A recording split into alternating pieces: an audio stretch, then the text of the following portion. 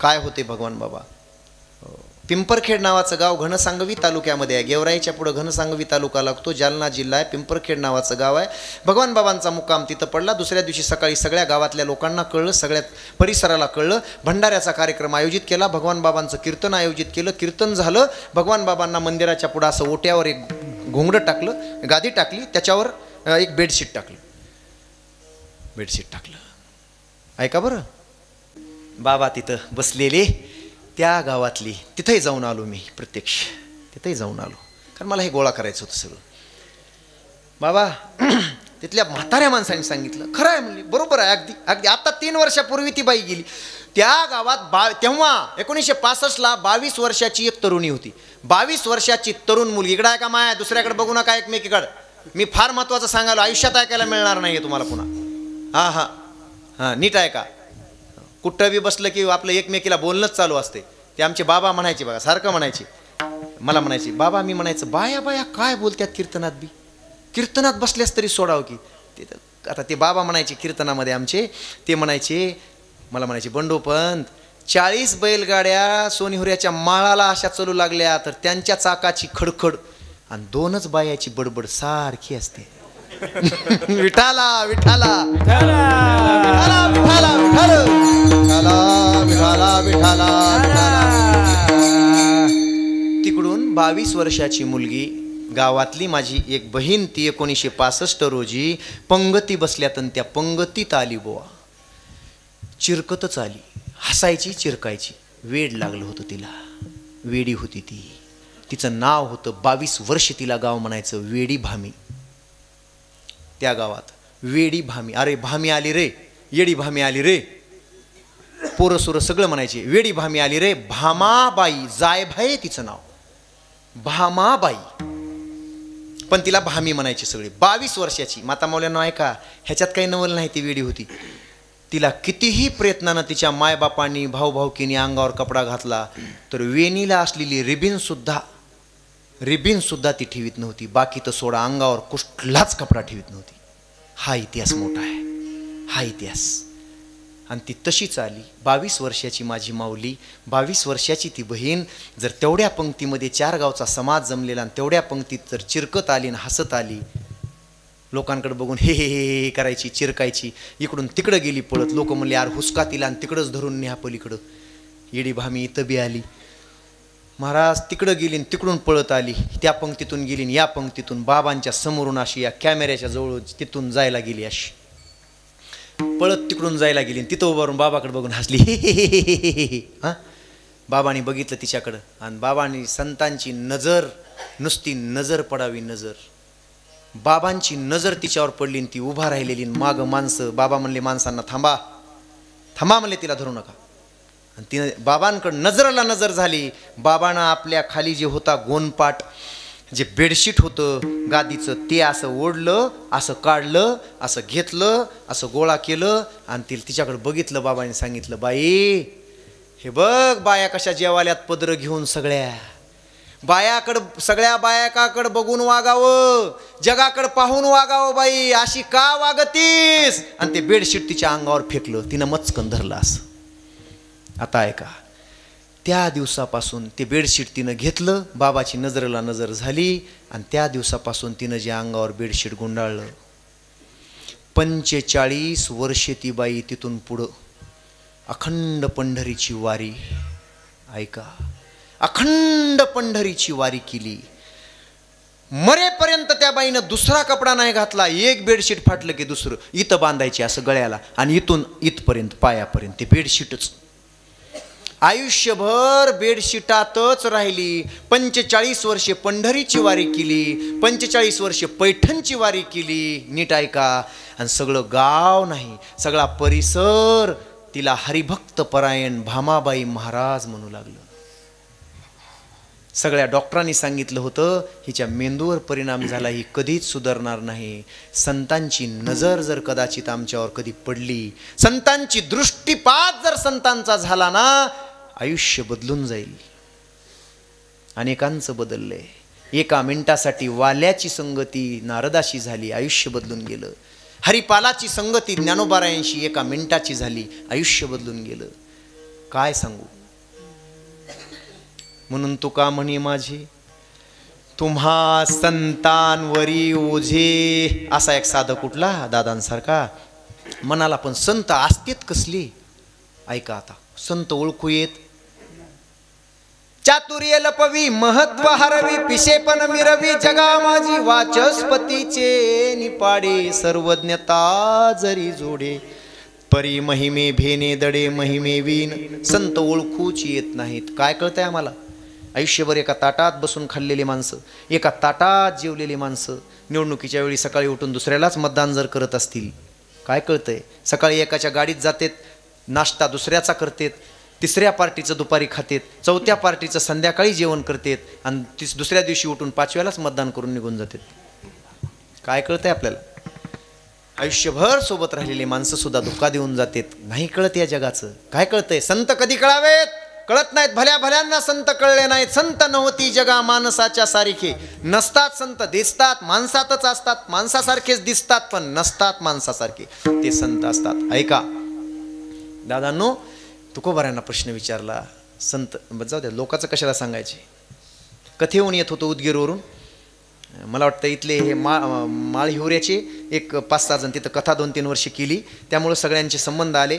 ते आले होते. महाराज म्हणले आम्हाला पंढरपूरला जायचं आहे. गाडी तर लय उशिरा लय भुका लागल्यात. मी म्हणलं यायलोच, मी आलोच. कथा संपल्या यायलो, मी आलो. तुम्ही घराकडे चला तोपर्यंत. ऑटो करा वाटल्यास घराकडे चला. ते म्हणले काही हरकत नाही, रेल्वे लय उशिरा आहे महाराज. बरं बरं ठीक आहे. मी म्हणलं काहीतरी व्यवस्था करू. मी घरी फोन केला, सांगितलं काय कळतं याच्यावर सांगायलो, म्हणजे मला आलेला अनुभव सांगायलो, तुमचा तुम्ही बघून घ्या. हॅलो बायकोला म्हणलं काय कर 10-12 भाकरी कर. आता गडबडीत काही होत नाही दुसरं, आणि पटकन एखादी भाजी घेऊन येतो. तिनं सांगितले हो घेऊन या. मग आता गेलो. डाबीचीच बाई होती, एक म्हातारी होती डाबीचीच बाई. ती म्हणली महाराज त्या दिवशी काल्याच्या कीर्तनाला आमच्या गावात आला, दर्शन नाही काही नाही. माय माय माय माय लय बरं झालं. हो म्हणलं आलभ्य लाभ झाला म्हणली. मी म्हणलं माय मला वांगी तुझ्याजवळ आहेत, दे 2 किलो 1.5 किलो काहीतरी 5-7 माणसं आले. ती म्हणली महाराज हे सगळेच घेऊन जा की. तिनंच पिशवी दिली फाटकी, तीच गाडीत उचलून ठेवली तिनंच. घरी गेलो. 4-5 किलो वांगे होते बायकोजवळ ठेवले. लागेच इकडे लोकांना बोलत बसलो. बरं झालं आलात म्हटलं. बरं झालं आमच्या घरी तुमचे पावलं आम्हीच लोकांचं खातो, तुम्ही कधी खावा आमच्या घरचे. असतंय ते होय. मग ती बायको म्हणाले आमची 2च मिनिटात भैया इकडे. मी म्हणलं जरा हळू बोलावं, माणसं आलेत. हळू बोलावं. महाराजाच्या बायका हळू बोलत नाहीत आणि दारू पिदाड्याच्या बायका हळू बोलत नाहीत, बाकीचे सगळ्याचे बोलतात. माझा अनुभव आहे, तुम्हाला काय म्हणायचे बघा. दारू पिदाड्याच्या बायकोनं तरी आरोतर बोलावं, नाही तर महाराजाच्या बायकोनं तरी बोलावं. दुसऱ्याची काय हिंमत आहे. तुम्हाला पटते का नाही बघा, घेऊन जा.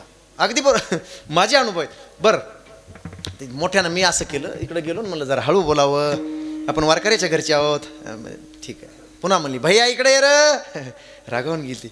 ते पोरगा आलं. पोराला म्हणाले तुझा बाप टी व्हीवर कीर्तन करते, टी व्हीवर कथा करते, सगळ्या महाराष्ट्रात फिरते. ती म्हणाले मला काय करायचे मग. तू काय म्हणाली. काय मी ऐकालो, मी दरवाज्यात पाहुणे समोर इकडच्या खोलीत, इकडं मी ऐकालो कानानं. ती म्हणाले हे बघ एवढा तुझा बाप शानपणा हाणते, तुझ्या बापाला एक वांग तरी कळते का. इमानदारीनं हेच शब्द होते, हेच शब्द होते. अरा काय म्हणलं रे जिंदगी माझी, रोज कीर्तन करून रोज ज्ञानेश्वरी वाचून. मी हळूच उठलो म्हणलं काय झालं काय झालं. ती म्हणली मालक काहीतरी कळते का तुम्हाला महाराज, तुम्ही किती विद्वान आणि हुशार. म्हणलं काय झालं. 4 किलोतलं एक बी वांग चांगलं नाही म्हणली, सगळे खिडकी आहेत. कशाची भाजी. मला जर वांगे कळत नसतील तर मला संत कधी कळतील. संत कळणं सोपं आहे. भल्या भल्यांना कळले नाहीत, भल्या भल्यांना कळले नाहीत. हो आपलं तुमचं माझं काय घेऊन बसलाय त्याच्यात नाहीत कळत. कसे असतात तुकाराम महाराज. संत सांगा ना आम्हाला, लवकर सांगा, आमचा वेळ 20 मिनिटाचा राहिलाय. लवकर बोला ना संत. मग आम्ही ओळखायचे कसे, त्यांच्यावर भार टाकायचा आहे. मग कसे ओळखायचे संत. तुकोबाराय उत्तर देतात. अभंगाचं पहिलं चरण.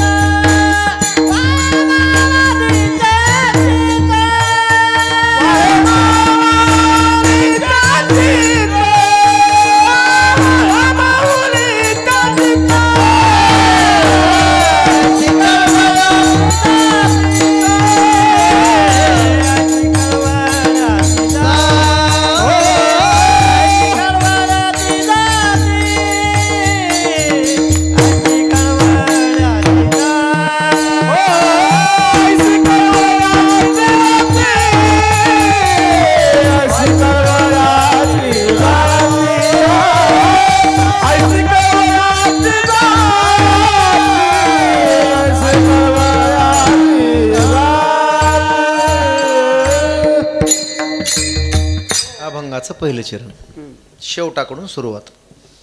दोन्ही पद्धतीनं सोडवितोय तो अभंग. तुकोबाराय दृष्टांत देतात. बाबा तुला संत कळायचे असतील, कसे असतात, काय करतात. आतापर्यंत पाहिलं आपण संत काय करतात. भगवान बाबांची दोन्ही उदाहरणं पाहिले आपण, दोन्ही दृष्टांत पाहिले. ते म्हणला पण संत कळतील कशी, नाहीत ना कळत. मग तुकोबारायांनी माऊलीचा दृष्टांत दिला. जसं एखाद्या लेकराची आई त्याच्यासाठी जे जे करते तेच संत जगासाठी करत असतात, त्यांना संत म्हणतात. लेकुराचे हित जसे जाणे माऊलीचे चित्त, माऊलीच्या चित्तात फक्त लेकराचंच हित असतं.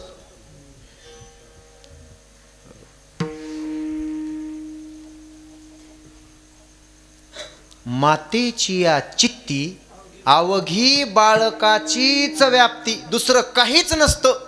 ऐका माऊल्यांनो, आईच्या चित्तात घार हिंडे आकाशी आणि चित्त तिचे, तसं माय कुठेही शेतात असली तर तिचं सगळं चित्त लेकरावर. गोड 2-3 गोष्टी अगदी घडलेल्या.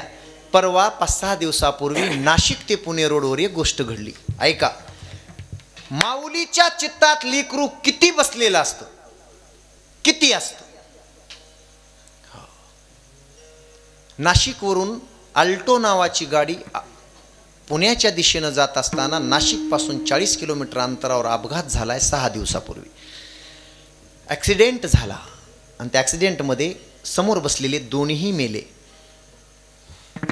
रात्री 11:30ची वेळ आहे भाऊ. एक बाई 11:30 वाजता त्या गाडीच्या दरवाजाजवळ उभारून असा हात करते. माझ्या अंगावर शहारे आले महाराज, शहारे. बिलकुल ते प्रसंग ऐकल्यानंतर हात केला. कोणी गाडी थांबवत नाही, गाडीचा ॲक्सिडेंट झालेला आहे, कोणी थांबवत नाही गाडी रात्री 11:30ला. एक बाई हिरवट लुगडं घातलेली असा हात करते, साडी हिरवट घातलेली. बरं, एक ड्रायव्हर म्हणला की माझ्या गाडीत 2-3 पोरच होते जवान, म्हणून मी भिलो नाही. मला वाटलं कुणाला मदतीची गरज असेल, ॲक्सिडेंट झालाय, थांबलो. त्या बाईजवळ गेलो. गाडी अशी आहे पडलेली, ती बाई अशी उभारलेली आहे आणि ती फक्त, मी विचारलं कुठले आहात, कोणाचा ॲक्सिडेंट झाला आहे, कोणाची गाडी आहे. ती काहीच बोलत नव्हती. मला फार असे शहारे यायलेत अंगावर आज सांगताना सुद्धा. ती फक्त गाडीच्या त्या पडलेल्या गाडीच्या मागच्या काचावर अशी करत होती. मामा मागच्या काचावर फक्त अशी करीत होती ती, गाडीच्या मागच्या काचावर. ते ड्रायव्हर म्हणाला मी पाहिलं तर 2 वर्षाचं लेकरू रडत होतं मध्ये. मी त्या लेकराला बाहेर काढलं, माझ्या गाडीकडे गेलो, लवकर जाऊन त्याला पाणी पाजवावं म्हणून त्याला पाण्याचे 2 घोट पाजवले माझ्या गाडीतले. पलीकडच्या साईडला जाऊन मी फिरून पाहतोय, तिथं ती बाई नव्हती. रात्री 11:30 वाजता तिथं ती बाई नव्हती. बर, त्यांना उठवा, ते नाशिकला गेलेत.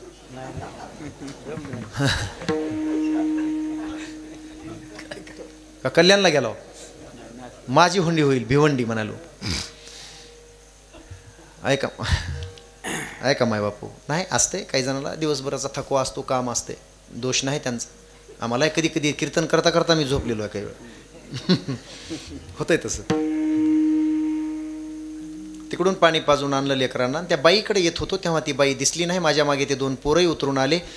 कोणाचा जीव वाचत असेल, लेकराचा वाचला, समोर बसलेले कोण असतील म्हणून जेव्हा आम्ही ते टामीनं ते दरवाजे खोलले तेव्हा त्या शीटवर मरून पडलेला त्या लेकराचा बाप होता. तिकडच्या साईडनं गेलो, ती दरवाजा खोलला आणि खोलल्यानंतर पाहिलं रक्ताबंबाळ झालेली बाई. कधी मरून पडली होती माहीत नाही, पण जी बाई मला बाहेर हात देत होती असा, तीच बाई मध्ये मरून पडलेली होती. असं कसं होऊ शकते? किती मोठा प्रश्न आहे. असं कसं होऊ शकते? तो ड्रायव्हर म्हणतोय आपल्या इकडचाच आहे, उदगीरचा, जळकोटचा. तो म्हणतोय की माझ्या आयुष्यातला हा एवढा मोठा प्रसंग कधी पाहिला नाही. तीच बाई मध्ये मरून पडलेली मी ओळखत होतो. त्या बाईसारखा साडी, त्या बाईसारखंच चेहरा आणि तीच बाई मध्ये मरून पडलेली. मला 1 मिनिटापूर्वी इथं उभारून जिनं हात केला ती मध्ये मरून पडलेली.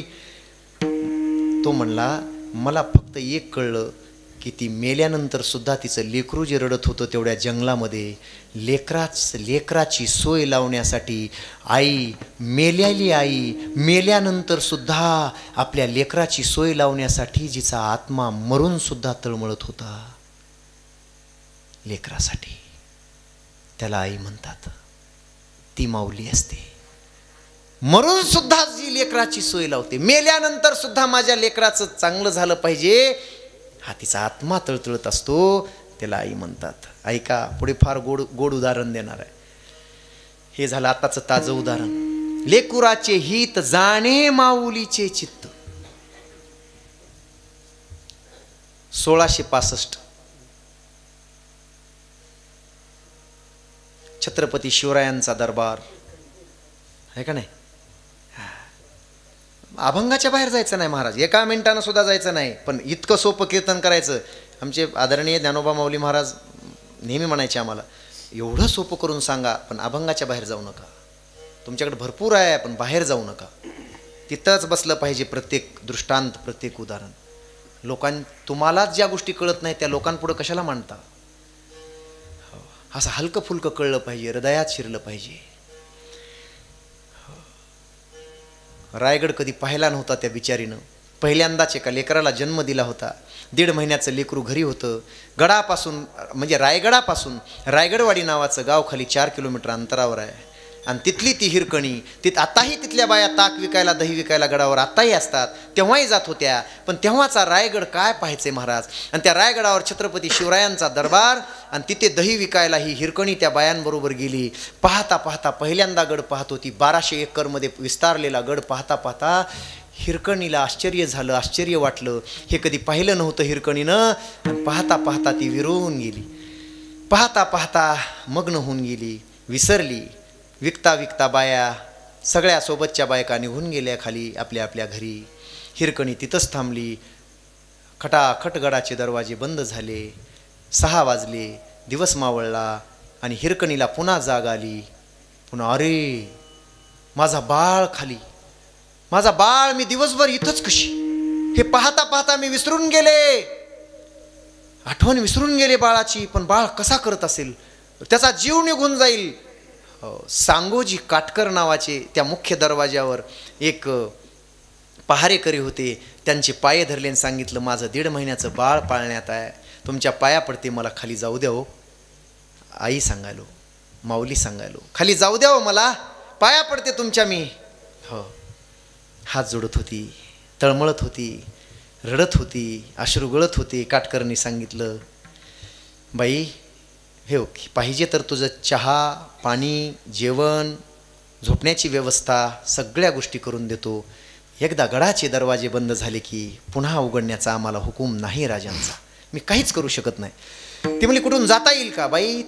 4 कडा आहेत या किल्ल्याला, 1 कडा रिकामा आहे, 3 कड्यावर बुरुज बांधलेले आहेत, तिथं मुख्य दरवाजे आहेत, 3ही दरवाजे बंद आहेत. आणि त्या कड्यावरून म्हणशील तर फक्त वाराच मध्ये येऊ शकतो, वाराच खाली जाऊ शकतो, दुसरं कोणी जाऊ शकत नाही, जगातलं नाही जाऊ शकत. बर काय करू आता. रडत होती, सारखी रडत होती. 8 वाजले, 9 वाजले, फिरत होती. कुणीतरी सोडेल, कुणीतरी सोडेल, कुठल्या तरी बाजूने सुटेल. रात्रीचे 11 वाजले आणि शेवटी नाविलाज होऊन ती एक लेकरासाठी धडपडणारी, पाण्याचा घोट सुद्धा तिला आत जात नव्हता, पश्चिम कड्याजवळ गेली. आणि पश्चिम कड्यावरून ती माऊली कुठे गेली कुणालाच माहीत नाही. सकाळ झाली. सांगोजी काटकर सकाळ झाल्याबरोबर दरवाजा उघडताच सैनिकाला आज्ञा दिली की रात्री इथं एक बाई अडकलेली आहे, तिचं तहानं बाळ खाली आहे, तिला आधी सोडा, तिला आधी सोडा. पाहतायत सगळे, बाई नाही. अरे रायगडवाडीची होती. राजांना बातमी कळली. राजे म्हणाले, बोलवा त्या हिरोजी इंदोलकरांना, बोलवा, समोर आणा. दरबार भरला. सकाळी 10 वाजले आणि विचारलं, जाब विचारला, हिरोजी इंदोलकर, एक बाई या गडावरून खाली उतरू शकते, मग कोणी चढू शकेल आणि कोणी उतरू शकेल. सुरक्षा नाही किल्ल्याची. तुम्ही म्हणला होतात या एकदा किल्ल्याचे दरवाजे बंद झाल्यानंतर या किल्ल्यावर जगातला कुठलाच शूरवीर योद्धा येऊ शकत नाही आणि इथून कोणी खाली जाऊ शकत नाही. हे कसं घडलं. ते म्हणले, नाही असं घडत राजे, असं होऊ शकत नाही. मी मोठा इंजिनियर आहे, साधारण नाही राजे, असं होऊ शकत नाही. आज्ञा दिली राजांनी, जा रायगडवाडीला, सैनिक हो, त्या बाईला घेऊन या. आणलं त्या बाईला. लेकरू काखेत आहे. बाई आली, राजाच्या समोर हजर केलंय. राजाने विचारलं, बाई रात्री गडावर होतीस का? हो होते. जी राज. काय नाव तुझं? हिरा. हिरा म्हणतात मला. हिरा. बर. हिरकणी नाव आहे माझं. बर. ते लेकरू बघितलं राजाने. म्हणले, बाई तू रात्री गडावरून खाली उतरलीस कशी? फार गोड आहे हो, फार गोड आहे. राजे मला माहीत नाही. खोटं बोलू नकोस, दरबार आहे, शिक्षा होणार आहे तुला. खोटं बोलू नकोस. गडावरून कशा पद्धतीनं खाली उतरली? सगळे दरवाजे बंद होते. पश्चिम कड्याकडे गेली होतीस? हो राजे. हो राजा. मग खाली कसं गेलीस तू? सांग मला एकदा, मला दाखव. या हिरोजी इंदोलकरांना मला सस्पेंड करून टाकू दे. दाखव. महाराज त्या बाईसोबत राजेसुद्धा उठले आणि त्या पश्चिम कड्याकडे गेले. लेकरू खाली ठेवलं आणि त्या बाईला सांगितलं, रात्री अंधारात गेली होतीस, आता उजेड आहे, पुन्हा एकदा जाऊन दाखव, तर तुला सोडणार आहे, नाही तर फाशी देणार आहे, तरच सुटशील तू. त्या बाईनं त्या कड्याकडं बघितलं, असं वर जाऊन पाहिलं आणि चक्कर आली आणि जागेवरच पडली. हजारो फूट खोल आहे ते. हजारो फूट म्हणायलो मी. 2-3 मजले नाही, 30-40 मजले इतकं खोल आहे. बघितलं त्या बाईनं आणि ती खाली पडली. तोंडावर पाणी मारलं, उठवलं. लेकरू हातात घेतलं गडबडीने. राजे माफ करा, मला क्षमा करा राजे, चूक झाली माझी. तू गेली होतीस? मी राजे गेले होते रात्री 11 वाजता. पण कुठून गेली, मला कशी गेली माहीत नाही. अगं गेलीच कशी? पण आता जाऊन दाखव ना. राजे रात्री मी नव्हते. रात्री मी नव्हते. मग आता मी एक स्त्री आहे, माझं बाळ माझ्याजवळ आहे. रात्री मी एका बाळाची आई होते. हिरोजी इंदोलकर सरसावून पुढे आले. राज, मी म्हटलं होतं तुम्हाला, कुठली स्त्री तर सोडावं, पण कुठला सैनिक सुद्धा, कुठला योद्धा सुद्धा इथून खाली उतरू शकत नाही. वाराच खाली जातून वाराच वर येतो, यापेक्षा या कड्यावरून कोणी उतरू शकत नाही. अहो पण इंदोलकर, ही बाई गेली ना रात्री. राज, ती बाई नव्हती, ती महाराष्ट्रातली एका बाळाची आई होती. आणि महाराष्ट्राची आई आपल्या लेकरासाठी गडावरूनच काय, हिमालयावरून सुद्धा खाली येऊ शकते. नवे राज, आकाशातून सुद्धा खाली येऊ शकते. लेकुराचे हित जाणी माऊलीचे चित्त. माऊलीचे चित्त फक्त लेकराचं हित जाणते. लेकराचं हित कशात आहे, बाकी कोणी जाणत नाही. एरी जरी पराविया रंभे हुनी बरविया, ती काय करविया बाळके तिने. बाळाचं हित जाणण्यासाठी रंभान उर्वशी फिक्या असतात.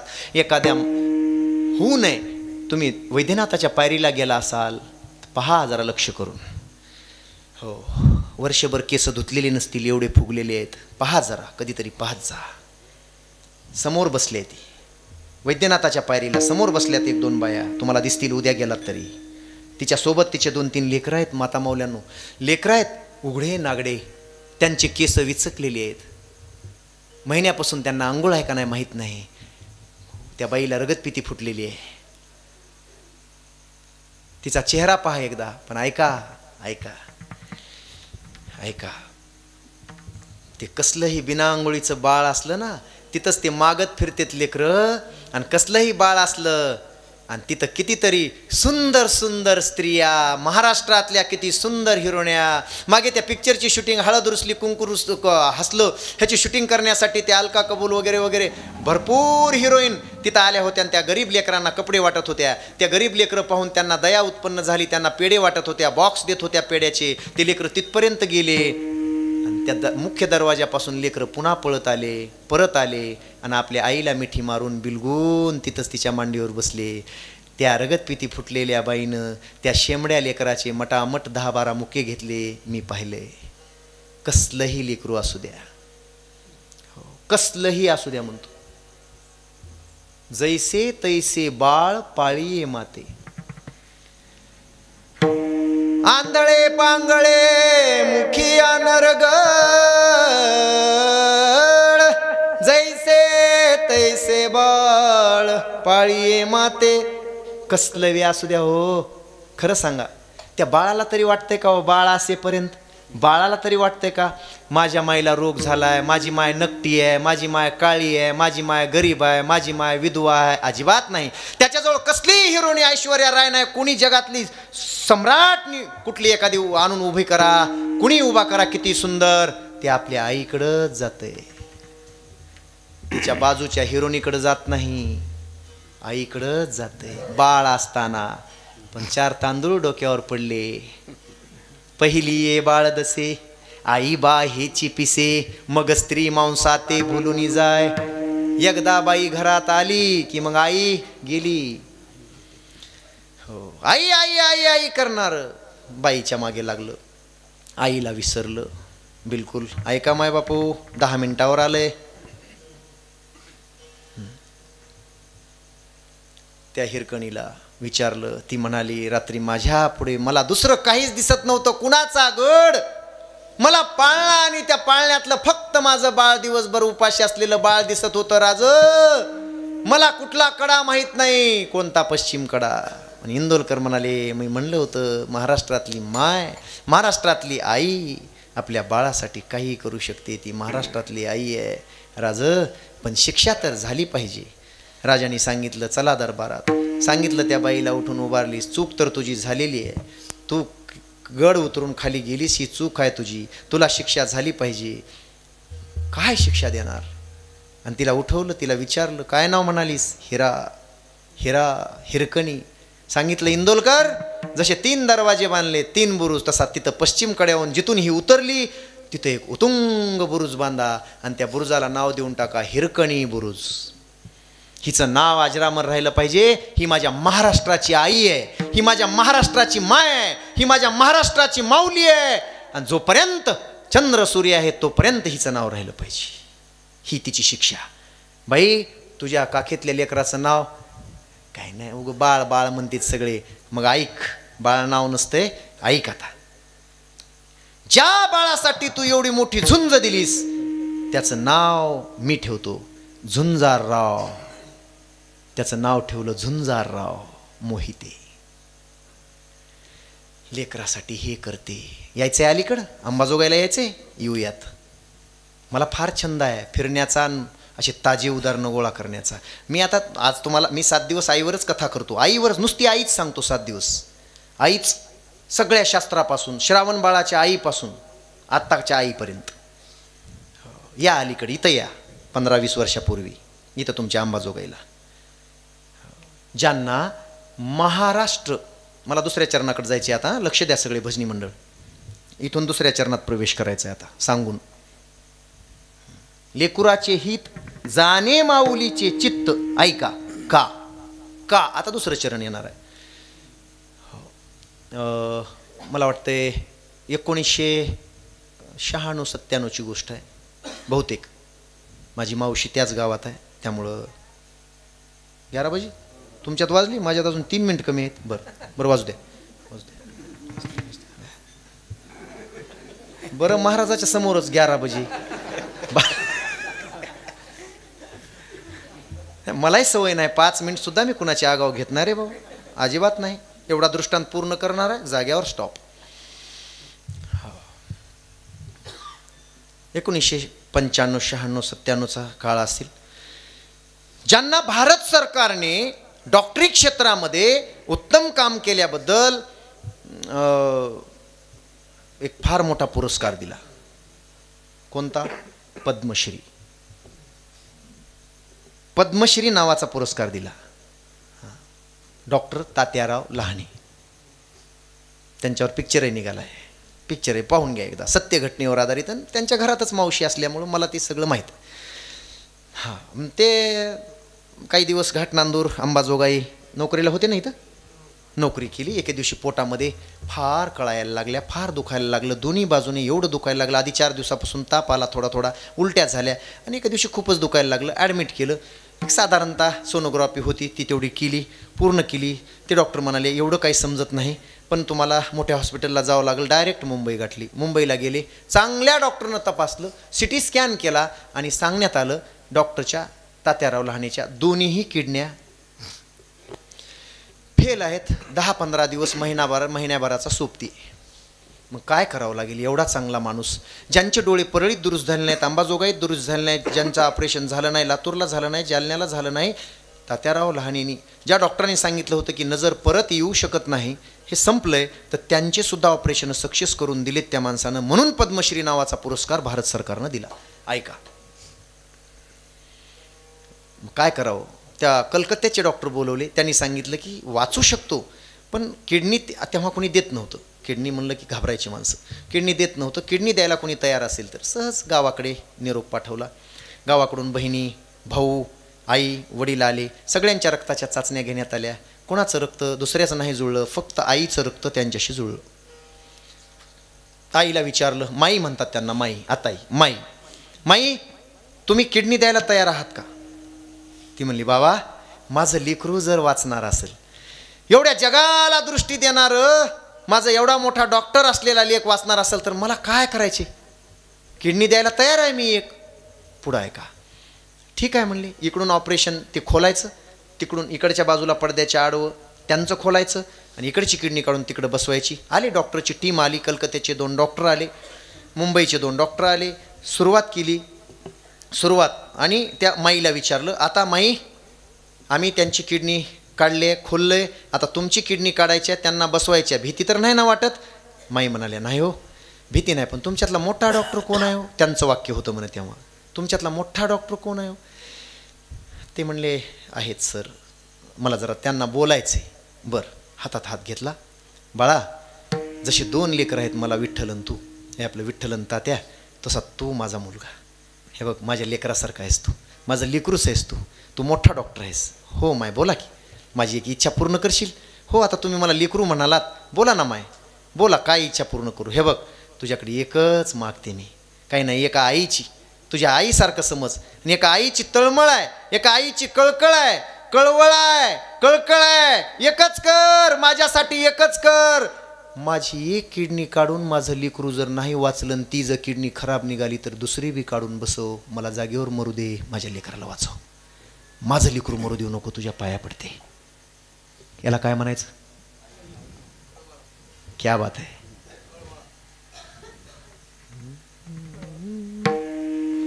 ऐसी कळवळ्याची जाती, ऐसी कळवळ्याची जाती, ऐसी कळवळ्याची जाती,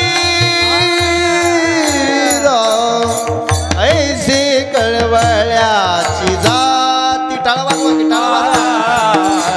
ऐसी कळवळ्याची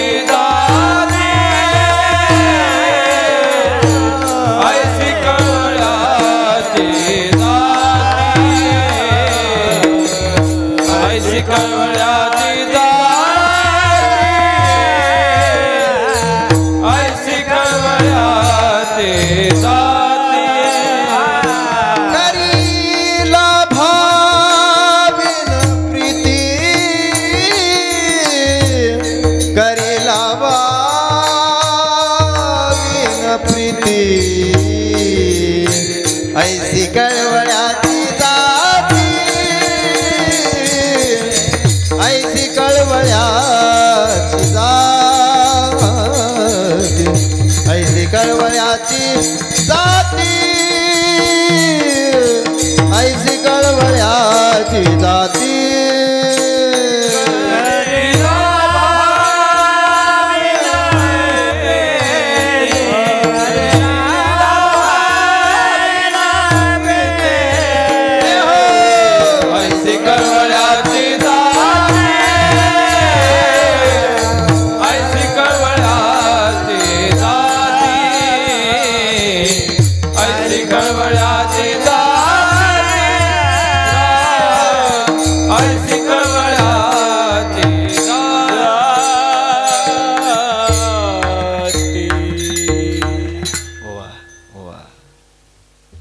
विठोबार कुमाई, विठोबार कुमाई, जय विठोबार कुमाई, विठोबार कुमाई, जय विठोबार कुमाई, विठोबार कुमाई, विठोबार कुमाई, विठोबार कुमाई, विठोबार कुमाई.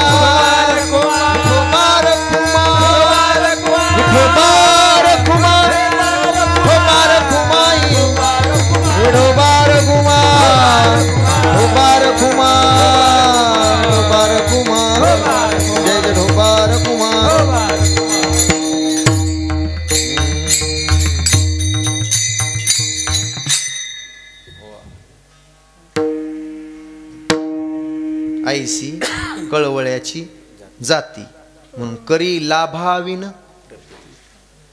सांगा किती पैसे मागितले? न ग बाबा, कुणालाच विचारायचं नाही आता. उगं कशाला झालं आपलं कीर्तन, उगं कशाला उगं कशाला उडगं खळीन बस पाटकुळी. तरी विचारावंच वाटायले. बायकोला आवडते का मायला आवडते? मायू बाबू, अरे काय बाय गडी आहे बा. विचारल्या म्हणलं बायकोला आवडते का माय? ऐकलं का नाही तुम्ही? बायको म्हणाली.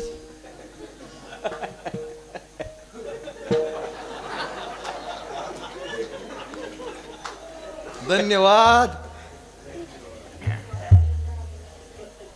बस एवढे आताडे तुटून गेली माझी.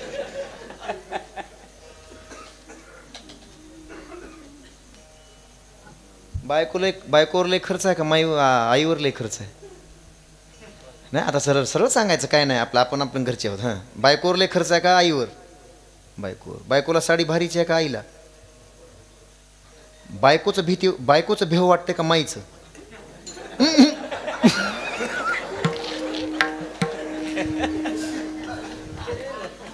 अरे 100 शिव्या द्या, 100 शिव्या द्या माईला, 100.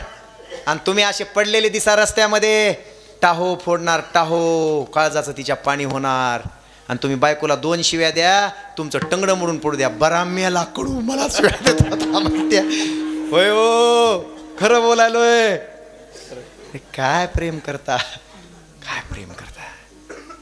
1 रुपयाची तुमच्याकडून अपेक्षा नसते. माझ्या माईला जेव्हा 5,000चं लुगडं नेलं होतं तसंच ठेवून दिलं, बिचारी मरून गेली पण घातलं नाही. कशाला आणलंस म्हणायची मला. अरे एवढ्या महागाचं कशाला पैसे खर्चिलीस? बायकोला 5,000च नेली की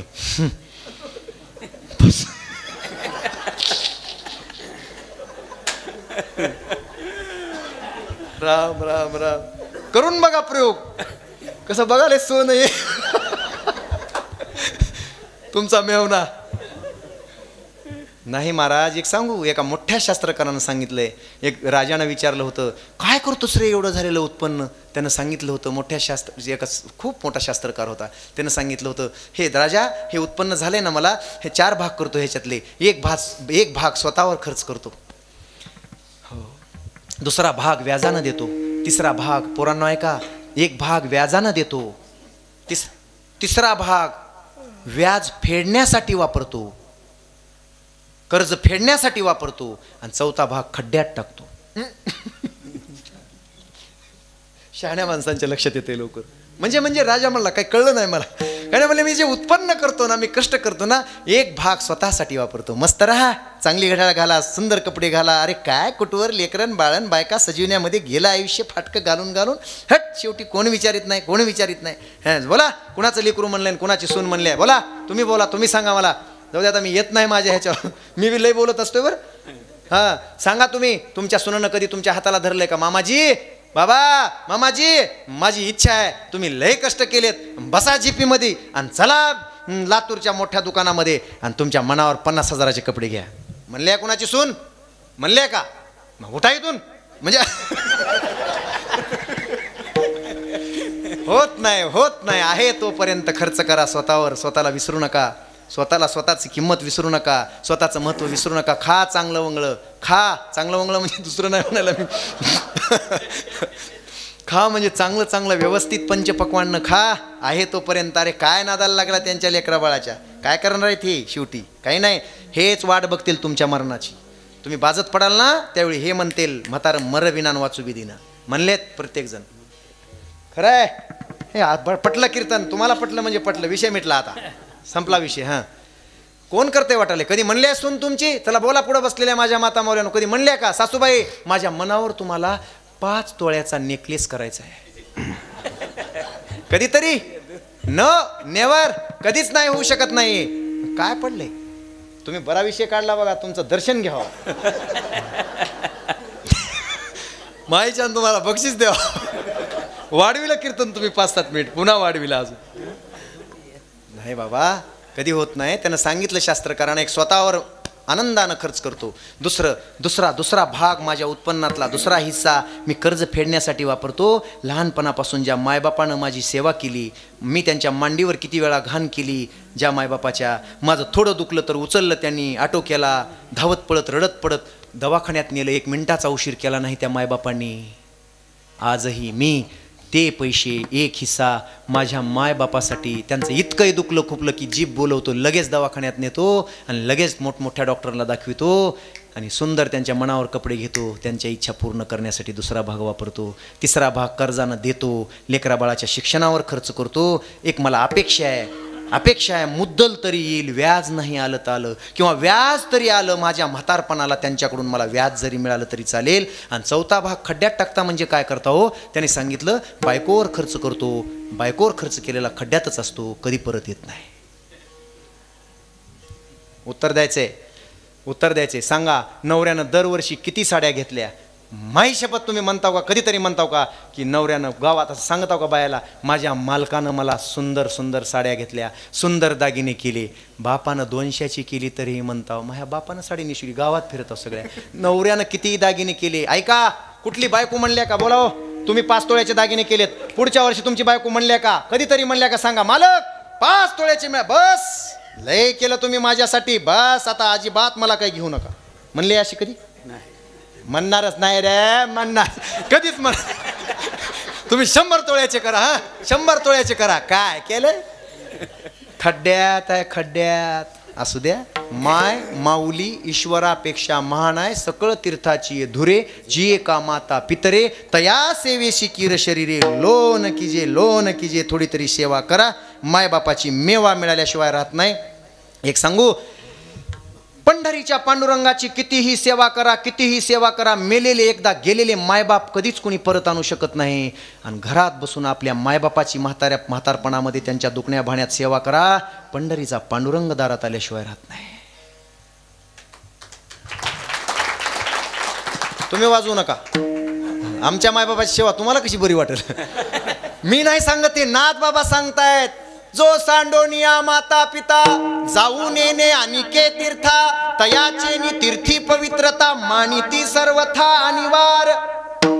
तीर्थे तया ठाया येती पुनीत व्हावया, पर्व काळ पाया तळी वसे वैष्णवांच्या. मायबापाची घरात असताना, मायबाप घरात असताना मायबापाला टाकून जर तीर्थाला जात असेल तर त्याच्यासारखा दुष्टन पापी कोणी नाही. मायबापाला तुझी गरज आहे. पंढरीचा पांडुरंग 28 युगापासून उभा आहे, फक्त मायबापाच्या सेवेमुळं उभा आहे, कशामुळंच नाही दुसरे. आजही जो घरात मायबापाची रात्रंदिवस सेवा करतो, लिहून घ्या माझ्याकडून बॉन्डवरून, कुणाला दाखवायची ते दाखवा, त्याला कुठल्याच देवाला जायची गरज नाही, गावातल्या सुद्धा देवाच्या पुढे जाऊन पाया पडायची गरजच नाही.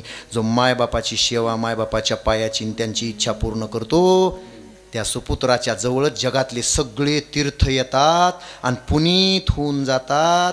तीर्थच म्हणतात. मायबापाची सेवा करणाऱ्याजवळ आम्ही जातो, गंगा यमुना गोदावरी म्हणतात, त्यांच्या पायाजवळ जाऊन त्यांचं दर्शन, त्यांची सेवा करून आम्ही शुद्ध होऊन जातो.